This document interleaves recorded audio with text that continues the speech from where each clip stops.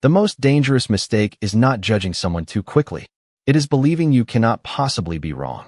By the time Officer Kyle Griffin stepped out of his patrol cruiser that Monday morning, he had already convinced himself he could read people better than paperwork ever could.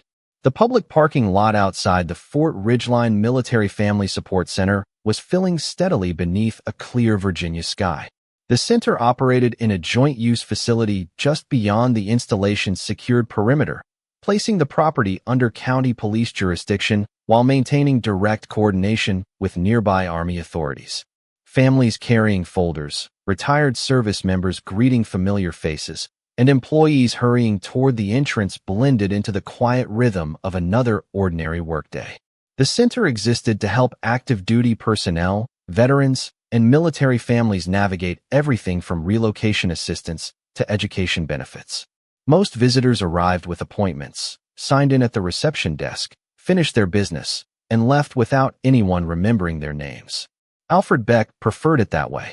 At 46 years old, Alfred was a distinguished black man who had spent enough years in uniform to appreciate the comfort of being unnoticed. Wearing pressed khaki pants, polished brown shoes, and a navy polo shirt beneath a lightweight gray jacket, he looked more like an experienced accountant than someone connected to the Army. His neatly trimmed curly hair had begun showing a few strands of gray near the temples, and the leather portfolio tucked beneath his arm carried years of careful use rather than luxury. His calm expression never demanded attention, yet there was an unmistakable steadiness in the way he walked, acknowledging everyone around him with polite nods while keeping an easy, measured pace. Inside the building, Alfred exchanged greetings with the receptionist, confirmed his appointment, and disappeared into an administrative office to complete scheduled paperwork related to a community transition initiative. The meeting itself lasted less than 45 minutes. Staff members thanked him for several recommendations that would make future support programs easier for military families to access, and Alfred quietly gathered his documents before heading back toward the lobby. He smiled warmly when an elderly veteran held the elevator door for him, wished a young Army spouse good luck with her paperwork, and continued toward the exit without drawing attention to himself. Outside, however, another pair of eyes had been watching him for several minutes. Officer Kyle Griffin had stopped at the center to complete a routine community patrol check after dispatch reported no active disturbance or specific suspect. He stood beside his patrol vehicle with his arms folded across his broad frame, observing visitors without having been asked by the center to question anyone. Tall, muscular, and white, with short, neatly trimmed brown hair, Kyle looked sharply disciplined in his department uniform and had earned a reputation among fellow officers for acting decisively and trusting his instincts without hesitation. Sometimes those instincts proved useful. Other times they pushed him toward conclusions before all the facts had arrived. This morning, Kyle found himself interpreting the quiet confidence of a black man as defiance, even though the same confidence in white visitors had never troubled him. He watched Alfred pause briefly beside a dark SUV parked near the curb, unlock it with a key fob, then place the worn leather portfolio onto the passenger seat before reaching into his jacket pocket as though checking another document. Minutes earlier, Kyle had watched two white visitors leave the same building, unlock their vehicles, and organize documents without giving either of them a second glance. Yet when Alfred performed nearly identical actions, Kyle interpreted them as suspicious. Kyle narrowed his eyes. Nothing Alfred had done actually violated any law or policy. Yet the officer's suspicion only grew stronger with every calm movement. Instead of seeing an ordinary visitor finishing official business, Kyle convinced himself he was looking at someone carefully avoiding attention.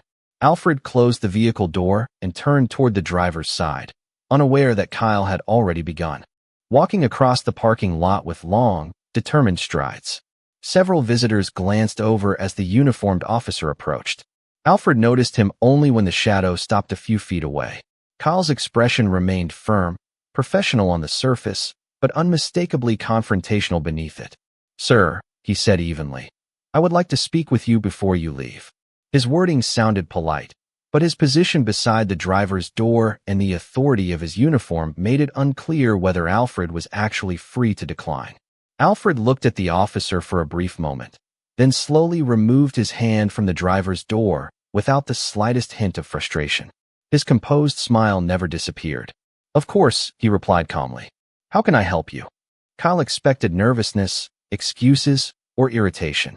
Instead, he found himself staring at a man whose confidence seemed completely untouched. And for reasons he could not yet explain, that answer only made him more certain he had stopped the right person. Alfred maintained steady eye contact, neither defensive nor overly familiar, as though he had learned long ago that calm often revealed more than hurried explanations ever could. Officer Kyle Griffin stopped a comfortable distance away and rested one hand lightly on his duty belt while keeping his tone measured enough for the growing number of bystanders to hear. "May I see your identification, please?" Alfred nodded immediately. "Certainly." He reached slowly into his wallet, produced his driver's license, and handed it over without hesitation. Kyle examined it carefully. Virginia address. Clean condition. Nothing unusual. He looked back at Alfred, expecting the ordinary exchange to end there, yet something continued bothering him. "What brought you here today?" Kyle asked.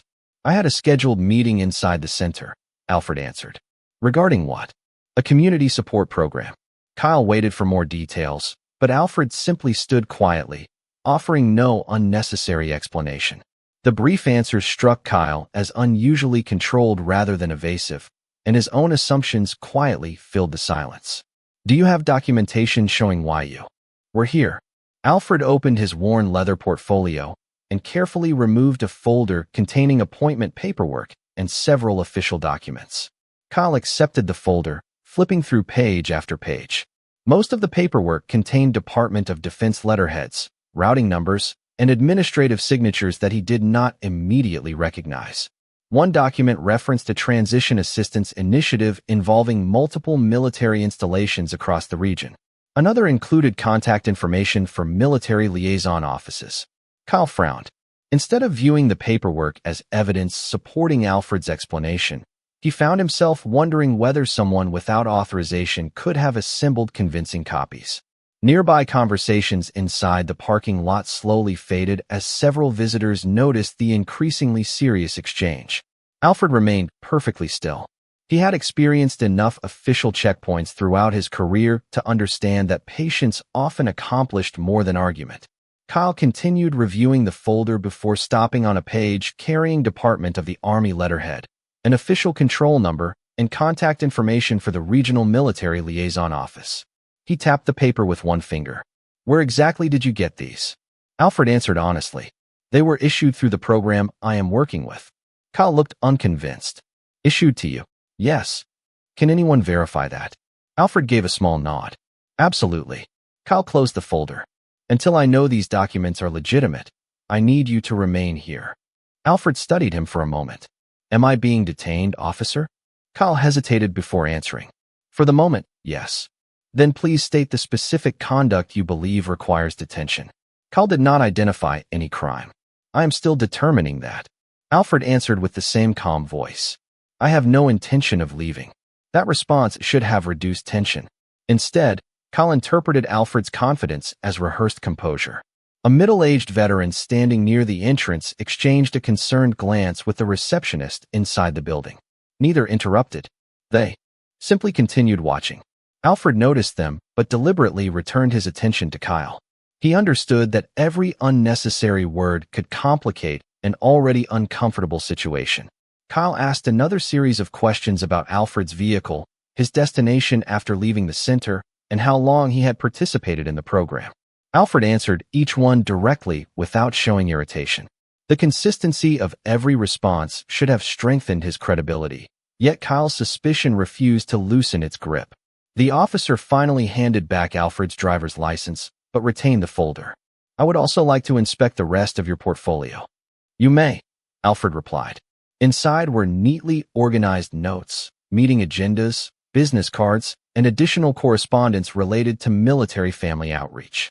There were no hidden compartments, no questionable items, and nothing remotely resembling criminal activity. Kyle quietly realized the inspection had produced nothing supporting his growing suspicion. Even so, he could not shake the feeling that something remained unexplained. As he reorganized the papers, one folded credential partially slipped from an inner sleeve before disappearing back beneath another document. Kyle caught only a brief glimpse of a dark green border and a gold-colored emblem before Alfred calmly secured the portfolio again. The officer's curiosity sharpened immediately. What was that card? Alfred met his eyes without changing expression. It is a restricted program credential, not a substitute for civilian identification, Alfred answered. I can show you the name and authorization number, but its operational details must be verified through the Military Liaison Office. Kyle's jaw tightened slightly. Then show me the identifying information that can legally be disclosed. Alfred displayed the credential long enough for Kyle to record the authorization number, rank designation, and issuing office. Kyle saw the words Department of the Army, but still chose not to call the listed liaison number immediately. Alfred took a slow breath before answering in the same composed tone that had unsettled Kyle from the very beginning. Officer, I believe it would be better if you contacted the Military Liaison Office before making any further assumptions. Alfred allowed a few quiet seconds to pass before speaking again. The Military Liaison Office can confirm everything you need to know, he said evenly. It will save both of us unnecessary time. Officer Kyle Griffin studied him carefully, searching for the smallest crack in his composure. Instead of finding uncertainty, he saw a man who seemed entirely comfortable waiting as long as necessary. That confidence only deepened Kyle's conviction that he needed to keep asking questions. I will decide what saves time, Kyle replied. For now, I need you to stay here while I verify these documents. Alfred simply nodded. I understand. The exchange had become difficult to ignore. Several visitors entering the Fort Ridgeline Military Family Support Center slowed their pace, quietly wondering why an ordinary visitor appeared to be the center of so much attention. Inside the lobby, Linda Morales, the center's executive director and a retired Army logistics officer, noticed the growing crowd through the front windows. She had spent more than 25 years solving administrative problems under pressure, and experience had taught her that people usually gathered for only two reasons. Either someone needed help, or someone was making a situation larger than it needed to be. She stepped outside with a calm smile and approached both men without interrupting their conversation. Good morning, officer, she said politely. Is everything all right? Kyle acknowledged her with a brief nod. Routine verification. Linda glanced toward Alfred. His posture remained relaxed, and he returned her greeting with the same respectful expression he had shown throughout their meeting earlier that morning. Nothing about him suggested panic or confrontation. Mr. Beck completed his scheduled appointment without any issues, Linda explained. If there is information we can provide, we will gladly help. Kyle held up the folder. I am verifying these documents. Linda recognized several of the forms immediately. She had signed similar paperwork herself, years earlier while serving in uniform. Although she could not identify every page from where she stood, the formatting looked authentic. More importantly, Alfred had arrived exactly when expected, completed official business, thanked every employee he encountered, and prepared to leave without incident. Quietly, Linda began questioning whether the situation truly required this level of scrutiny. She excused herself for a moment and returned inside, asking one of her administrative assistants to retrieve the appointment records while she personally called the Regional Military Liaison Office listed in the center's contact directory. The assistant looked surprised. Do you think something is wrong? Linda answered honestly. I think something does not make sense yet. Outside, Kyle continued asking about Alfred's involvement with military family programs, previous assignments, and the purpose behind the documents. Alfred answered every question consistently, never raising his voice or showing frustration. Halfway through the conversation, Kyle's portable radio crackled with routine dispatch traffic unrelated to the stop. He acknowledged the transmission quickly before returning his full attention to Alfred. Moments later, inside the building, Linda finally reached the liaison office. After identifying herself and briefly explaining that she wished to verify a visitor connected to an official program, she heard the person on the other end suddenly pause. The tone of the conversation shifted immediately. Could you repeat the visitor's name? The voice asked. Alfred Beck, Linda replied. Several seconds of keyboard typing followed before the employee spoke again, this time with noticeably greater care. Ma'am, please remain available. We need to notify the appropriate office before providing further guidance. Linda frowned slightly. That response was far different from the simple confirmation she had expected. She thanked the employee and ended the call, But before she could return outside, her office telephone rang almost instantly. The caller identification displayed a secure government extension she had never seen before. Alfred remained beside his vehicle, with the same quiet patience that had marked every moment since the conversation began. He glanced briefly toward the entrance of the support center, noticing Linda Morales step back inside with a more thoughtful expression than before. Whatever she had learned from the phone call had clearly changed something. Officer Kyle Griffin noticed it as well, but instead of interpreting it as a reason to slow down, he saw it as confirmation that further investigation was justified. "Until I receive verification," Kyle said firmly, "I would prefer that you remain here." Alfred gave a small nod. "I have already told you that I will cooperate." His answer contained neither sarcasm nor irritation. It simply reflected a man completely comfortable allowing procedures to unfold. That unusual confidence continued to frustrate Kyle because it denied him the reaction he expected. Most people became anxious when questioned by law enforcement. Alfred seemed almost entirely at peace with the situation. Inside the building, Linda closed her office door before answering the secure government call. "This is Linda Morales speaking." The voice on the other end was calm and professional. "Ms. Morales, thank you for contacting the Military Liaison Office. We understand there is an interaction involving Mr. Alfred Beck." Linda immediately realized they already knew why she had called. "Yes," she answered carefully. "There is an officer outside requesting additional verification." A brief pause followed before the caller spoke again. "We appreciate your discretion. Please avoid discussing Mr. Beck's role publicly. Representatives are already on their way to your location." Linda sat quietly for a moment. "May I ask whether there is any immediate concern for public safety?" "None whatsoever," the caller replied without hesitation. "Mr. Beck is authorized to be exactly where he is today. We simply ask that everyone remain professional until our personnel arrive." Linda thanked the caller and slowly lowered the receiver. She had expected a routine confirmation. Instead, someone had decided to send representatives in person.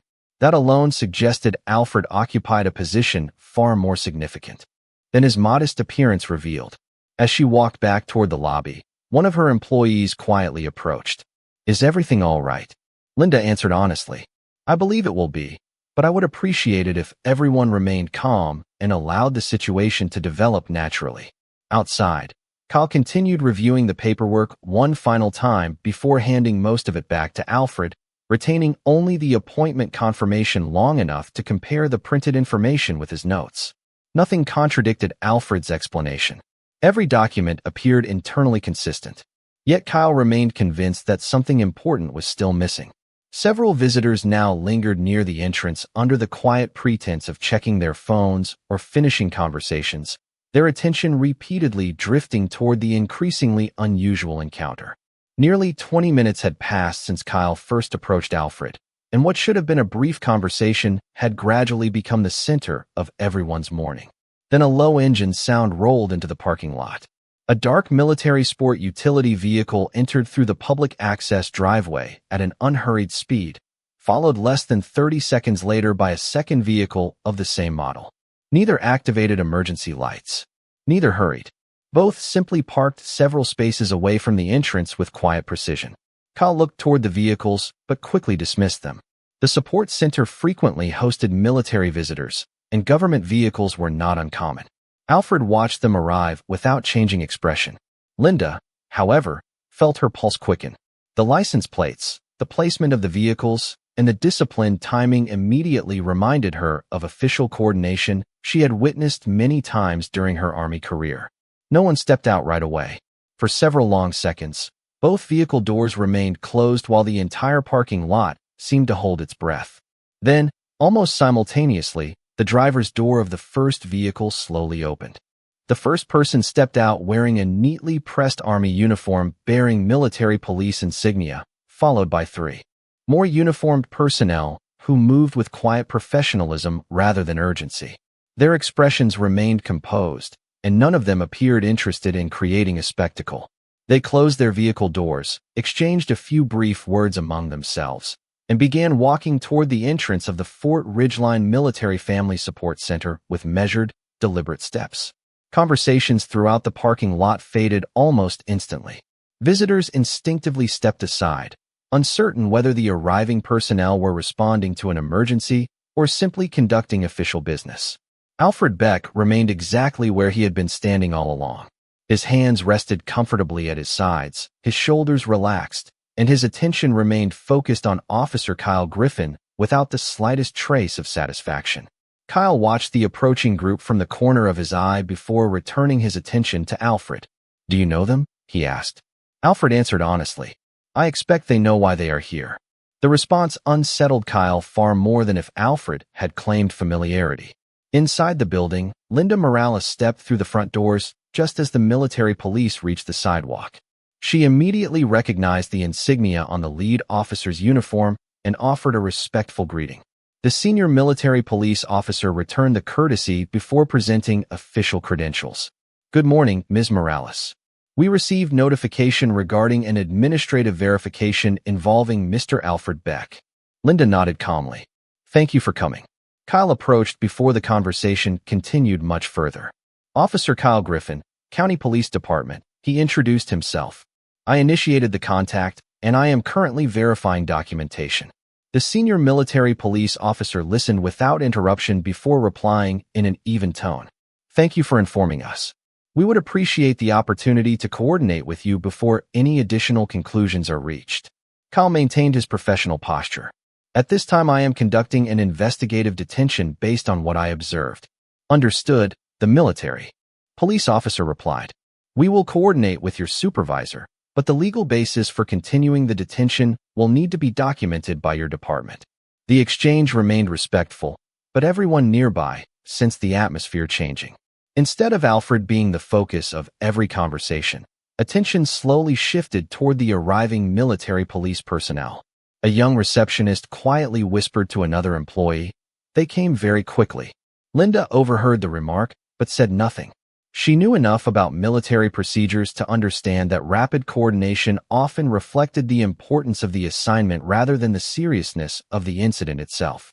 One of the military police officers politely asked Alfred whether he was comfortable while they completed the verification process. Alfred smiled slightly. "I appreciate your concern. Everything has remained peaceful." That simple answer caused Kyle to pause.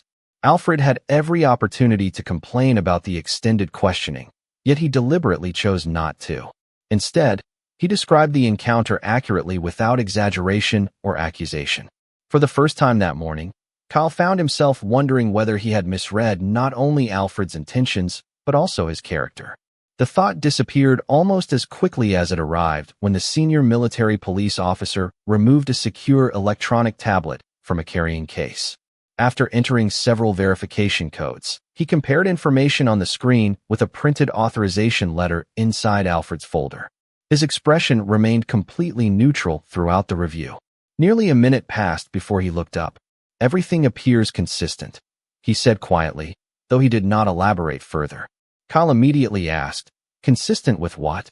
The officer met his eyes politely. "With information maintained by the Department of the Army." Before Kyle could ask another question, the officer's secure radio emitted a brief notification tone. He listened silently for several seconds, acknowledged the transmission, then looked toward the entrance road where another government vehicle had just turned into the parking lot. Unlike the previous arrivals, this sedan displayed no visible markings at all. The senior military police officer slowly straightened his uniform, glanced once toward Alfred, and said in a calm voice that everyone nearby could hear, "Please remain where you are. The individual authorized to complete this verification has just arrived." The unmarked government sedan rolled to a smooth stop several yards from the military police vehicles. Its engine shut off, and for a brief moment no one moved. The silence that settled across the parking lot felt heavier than any raised voice could have created. Every visitor standing near the entrance instinctively turned toward the sedan, wondering who could possibly require such careful coordination. Officer Kyle Griffin kept his posture firm, although his attention remained fixed on the arriving vehicle. He had expected another administrator or perhaps a legal representative. Nothing about the quiet arrival suggested urgency, yet everything about it suggested importance. The driver's door opened first. A middle-aged civilian wearing a dark government identification badge stepped out, followed by an Army lieutenant colonel in a neatly pressed service uniform. The officer carried no dramatic presence beyond the confidence earned through years of leadership. His uniform was immaculate, his movements deliberate, and his expression composed. Without acknowledging anyone else immediately, he walked directly toward Alfred Beck. Kyle watched closely, convinced he was about to witness another routine verification. Instead, the senior officer stopped a few feet in front of Alfred, came to attention, and rendered a precise military salute. Alfred returned the salute with equal professionalism before the two men exchanged a brief handshake. Every conversation in the parking lot stopped.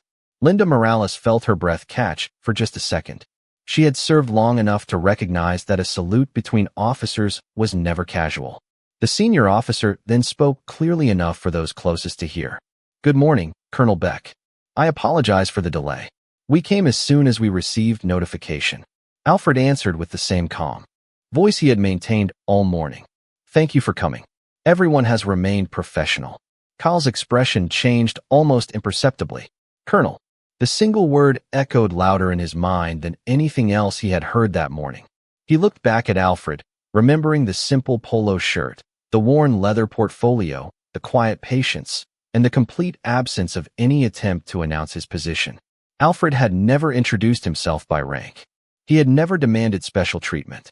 He had simply answered every question honestly. The senior Army officer accepted the folder from one of the military police personnel, reviewed several pages, and handed everything back to Alfred with obvious familiarity. "Your meeting documentation has already been confirmed through command channels," he said. "The transition initiative briefing is still on schedule for this afternoon." Alfred nodded. "Excellent. I appreciate the confirmation." Kyle took one careful step forward. "Sir, I was not informed that Mr. Beck." He stopped himself almost immediately, realizing that form of address was no longer accurate. The Army officer looked toward him respectfully rather than critically. "Colonel Beck has been serving as the senior coordinator for a regional military family transition program involving multiple installations. His visit here today was fully authorized." There was no anger in the explanation, only facts that made the realization even more difficult for Kyle to ignore. Linda quietly reflected on Alfred's earlier words. He had never claimed authority. He had simply suggested contacting the appropriate office. Every opportunity to resolve the misunderstanding had existed from the very beginning. Alfred turned toward Kyle with the same composed expression he had shown throughout the encounter. "Officer Griffin," he said gently, "I understand that verification is part of your responsibility. I have never objected to that." Kyle met his eyes, but found himself struggling to respond. Before he could gather his thoughts, the senior military police officer received another message through his secure radio. His expression became noticeably more focused. He acknowledged the transmission, looked toward the entrance to the parking lot, then addressed the officers beside him. "Your department's duty supervisor has requested that everyone directly involved remain available until the coordination team arrives. This is a voluntary administrative request unless your own command directs otherwise." Officer Kyle Griffin stood motionless for several seconds after hearing the new instruction. The words themselves were calm, almost routine, yet they completely changed the atmosphere in the parking lot. Until that moment, Kyle had believed he was directing the situation. Now the responsibility had quietly shifted into the hands of another chain of command. The senior military police officer acknowledged the transmission once more before addressing everyone nearby in a steady, professional voice. "This is an administrative coordination measure. We ask for everyone's patience while additional personnel complete the required documentation." No one raised a voice. No one rushed toward the exits. The request alone was enough to bring the parking lot into an unusual silence. Two military police officers repositioned their vehicles near the designated coordination area without blocking either traffic lane. Their role was to preserve an orderly meeting space, not to prevent anyone from leaving. Visitors who had no connection to the incident were politely guided toward another parking area and allowed to continue with their day. The scene remained orderly, respectful, and surprisingly quiet. Kyle instinctively reached for his portable radio. "Dispatch, I may need to update." Before he finished speaking, the senior military police officer stepped closer, his tone courteous. "Officer Griffin, we have already established communication with your department's duty supervisor. They are fully aware of the situation and are sending a representative." Kyle completed a brief status update to dispatch, then lowered the radio after learning that his duty supervisor was already en route. That information caught him off guard. He had expected to be the one explaining events to his command. Instead, those conversations had already begun without his involvement. Across the parking lot, Linda Morales watched the exchange with mixed emotions. She felt relief that everything remained peaceful, but she also understood how quickly assumptions could reshape an ordinary morning. Alfred Beck remained exactly as he had been from the beginning, speaking only when someone addressed him directly. A younger military police officer approached him carrying a bottle of water. "Sir, would you like some water while we wait?" Alfred accepted it with a grateful smile. "Thank you. And thank you for treating everyone here with respect. That matters." The officer nodded quietly before returning to his position. Kyle noticed the interaction. The respect Alfred received had nothing to do with intimidation or authority. It came naturally from the people who knew him. That realization lingered in Kyle's thoughts far longer than he expected. Several employees standing near the entrance quietly discussed the morning among themselves. None of them spoke negatively about Kyle, but more than one admitted they had questioned why Alfred had remained under scrutiny even after producing documentation and cooperating completely. Their observations were not emotional accusations. They were simple facts. Kyle overheard enough to realize that the people around him had witnessed every decision he had made. Minutes later, another county police vehicle entered the parking lot. Instead of additional patrol officers, a lieutenant stepped out wearing a command badge. He greeted the military police personnel first, exchanged a few words with the senior Army officer, and then walked directly toward Kyle. His expression remained neutral, revealing nothing about the conversation that had already taken place over the phone. "Officer Griffin," the lieutenant said calmly, "I need a complete timeline from the moment you initiated contact." Kyle began explaining each step exactly as it had happened. The lieutenant listened carefully without interrupting, occasionally making notes in a small notebook. When Kyle finished, the lieutenant thanked him and walked a short distance away to compare information with the military police officer and Linda Morales. Alfred remained silent throughout the discussion, making no attempt to influence anyone's account. Nearly 10 minutes passed before the three officials returned together. The lieutenant closed his notebook, looked first at Alfred, then at Kyle, and finally spoke the sentence that caused every conversation in the parking lot to stop once again. "Before anyone leaves today, we need to review the security camera recordings from the very beginning of this encounter." The request to review the security recordings changed the emotional weight of the morning more than anyone expected. Until then, every conversation had depended on memory, perception, and personal judgment. The cameras would remove opinion from the equation. Inside the support center, Linda Morales escorted the county police lieutenant, the senior military police officer, and a security administrator into the monitoring office, while Alfred Beck waited patiently outside with the same composed posture he had maintained since the first question had been asked. Officer Kyle Griffin remained nearby, saying very little as he replayed the morning in his own mind. He remembered noticing Alfred's vehicle, watching him walk toward it, asking for identification, requesting additional documentation, and deciding that something still did not feel right. At the time, every step had seemed reasonable to him. Now, standing quietly in the parking lot while others reviewed the facts, he found himself questioning not what he had done, but why he had continued after each answer matched the previous one. Nearly 15 minutes passed before the office door opened again. The lieutenant stepped outside first, carrying a folder and wearing the same calm expression he had shown throughout the morning. Nothing in his face revealed anger or approval. He simply walked toward Alfred and Kyle with measured confidence. "We have completed an initial review," he said. "The recordings confirm that Colonel Beck remained cooperative from the beginning of the encounter. They also show two white visitors engaging in comparable conduct shortly before him without being stopped, questioned, or asked to produce documentation. They also confirm that he repeatedly suggested official verification through the appropriate military channels." Alfred offered a slight nod without adding anything further. The lieutenant then turned toward Kyle. "Your interaction remained controlled in tone. However, the recording shows that you treated Colonel Beck as suspicious for conduct you had just observed from white visitors without intervention. Once valid documentation was presented and a military liaison office was identified, The detention should have ended or immediate verification should have begun. Your department will need to examine whether racial bias influenced those unequal decisions. Kyle listened without attempting to defend himself. Hearing those words spoken aloud felt different from quietly considering them on his own.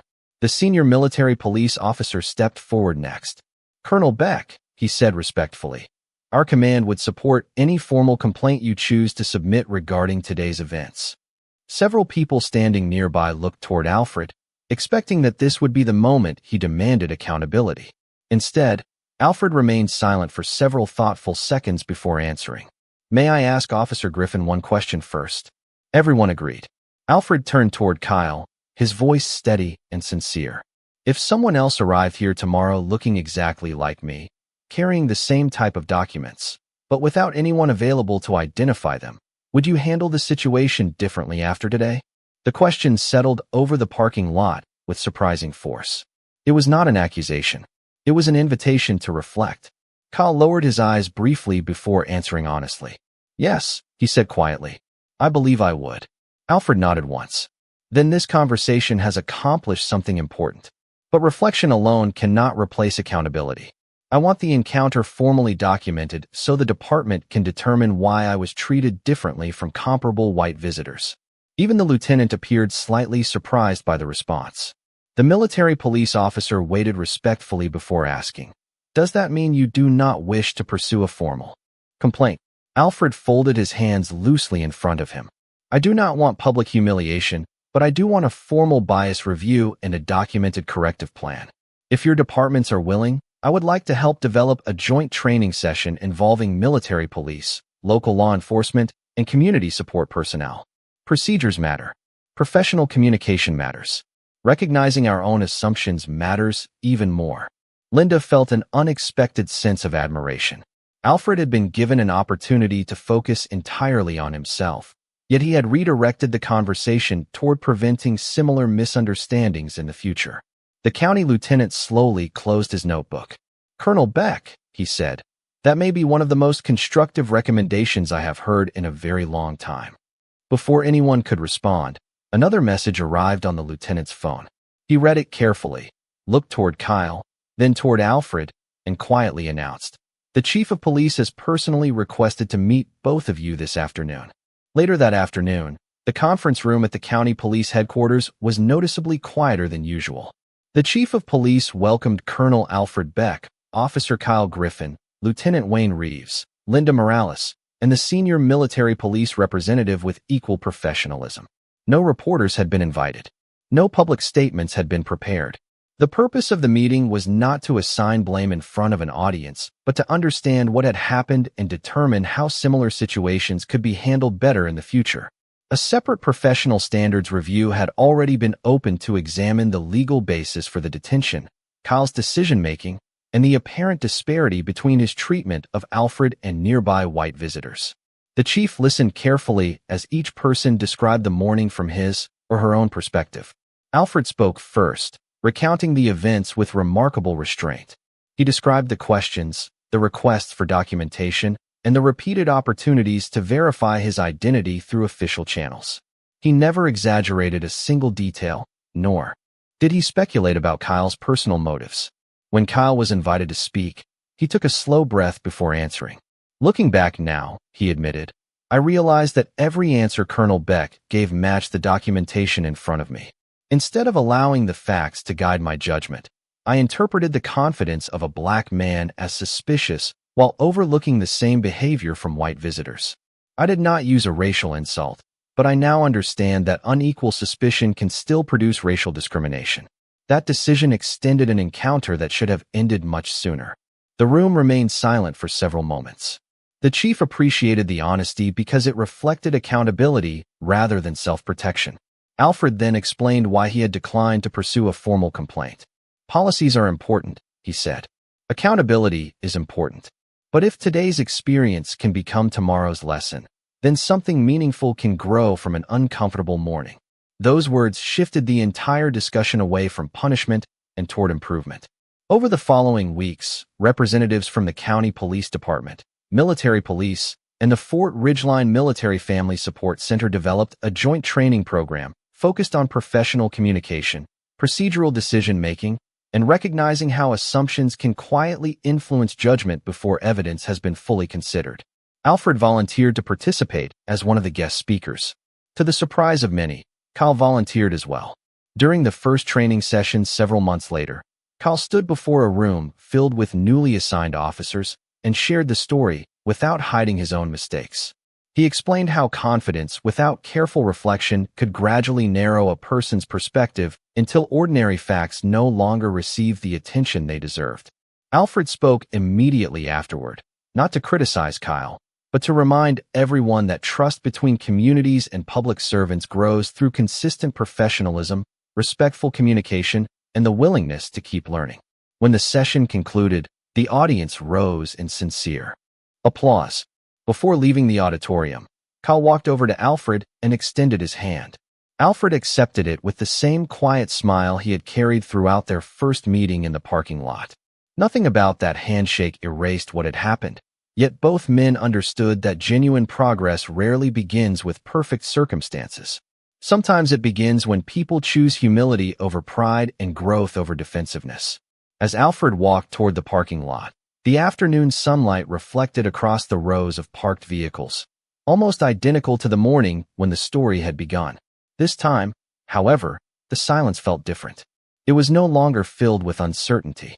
It carried the quiet reassurance that one difficult conversation had become the starting point for something far more valuable than anyone had expected.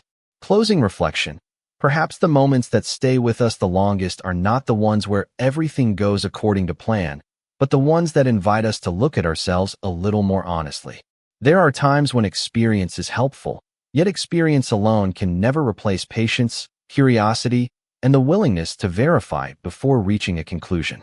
This story gently reminds us that dignity is often revealed through ordinary choices, through calm words spoken under pressure, through respect shown even when it is not immediately returned, and through the courage to admit that another path would have been better. Sometimes real strength is found not in winning an argument, but in creating an opportunity for someone else to grow alongside us. Long after the details fade, those choices are often what people remember most. Thank you for spending this journey with us. We would love to hear your thoughts. If you had been in Alfred's or Kyle's position, what decision would you have made, and what lesson from this story would stay with you the longest?